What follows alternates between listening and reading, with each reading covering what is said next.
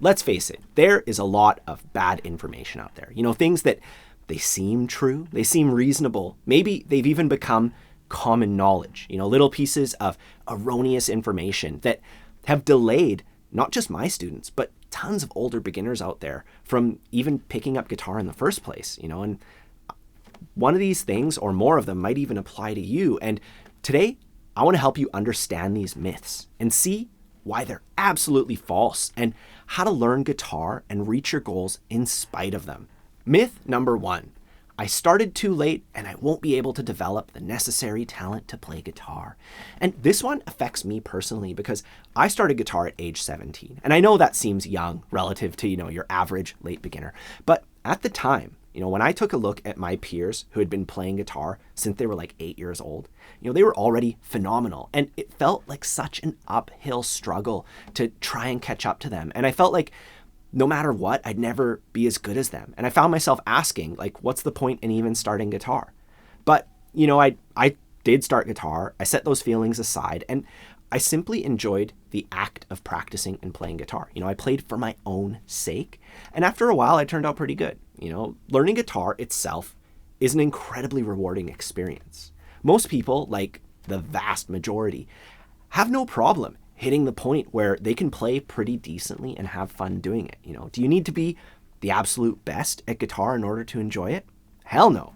You have to be decent. That's pretty much it. You just have to be able to pick up a guitar, strum a couple chords, and you're golden.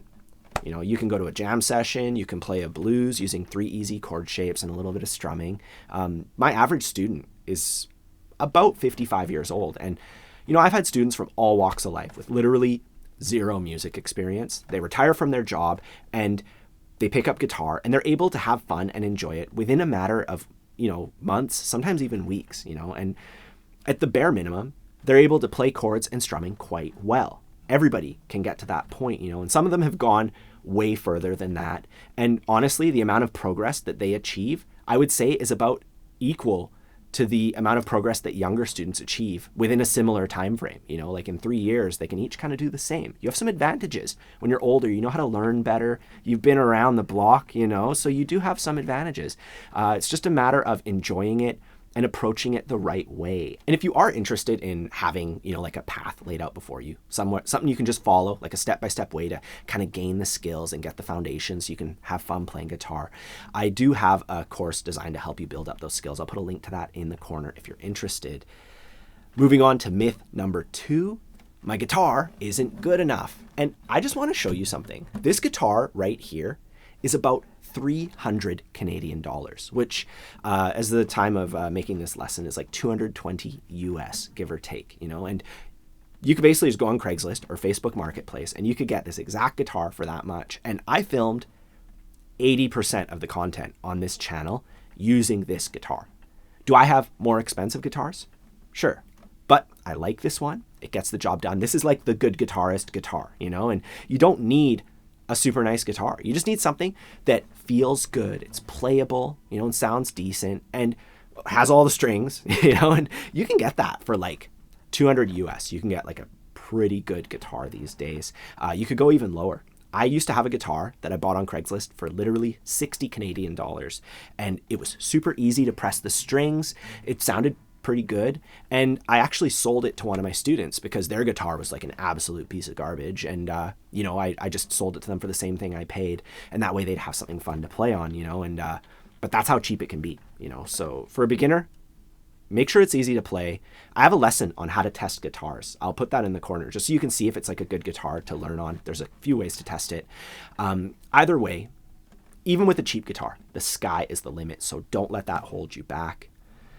The third myth that I'd like to debunk, and I hear this one all the time, is that there's something wrong with my hands. Some people say my hands are too small, my hands are too stiff, and you don't need to have the best or the fastest hands in the world to play guitar. When it comes to the size, I've taught 8-year-old kids with like tiny little children hands, and they're able to play all the chords that you would need to play like pretty much anything.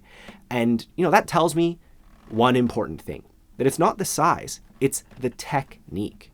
Just take a look here. if I put my knuckles forward, so like I'm putting my knuckles forward more, my fingers get way longer. If I have my knuckles back, my fingers are shorter and I can't reach. That's just one example of like a little bit of technique that makes it easier. And there's so many little things like that. So no matter what, you'll be able to get through it, And sometimes there's other issues like stiff hands, like maybe even have arthritis. But the truth is, speed isn't as important as you might think. Just take a look at how little my chord hand has to move when I play.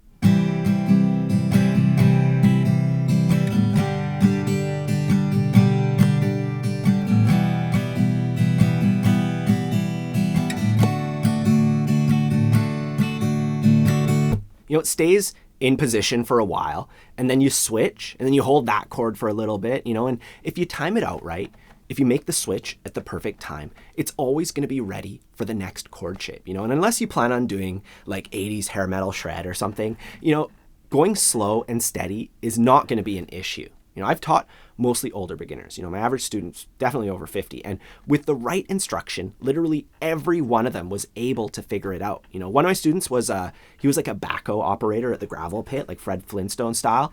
And he always had hand injuries, like broken fingers from like rocks falling on him or whatever, right? And he would just wrap it up in electrical tape and he'd be good to go, and his fingers didn't really bend so easily, but he still managed to play. Another one of my students, they, it's kind of gruesome. They cut a couple fingers off at the sawmill, and we just made a couple adaptations, played the chords with different fingers, and once again, he was able to do all the usual chords, no problem, right? Everybody can reach a point where they play well enough that they have fun playing guitar, and most of the time you can usually move further than that.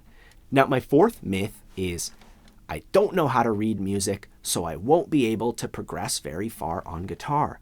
And honestly, reading music is a cool skill to have, but it's such an outdated way of learning guitar. It was a great skill way back in the day, like before recorded music existed, like 1800s. If you wanted to hear the latest Mozart, you needed to know somebody who could read the score, because you would just like buy the score and somebody had to sight read it. But, guitar doesn't really require you to play specific notes. We can just learn shapes, like the basic chord shapes or triads or seventh chords or, whatever it is, right? You just learn some shapes and you can play like a bajillion songs. You can jam, you can do everything, and just based on the way this instrument works, reading doesn't really help that much, and I'm not just saying that to cope. Like, I can read standard notation at a decent level, but do I ever come across a situation where I need to?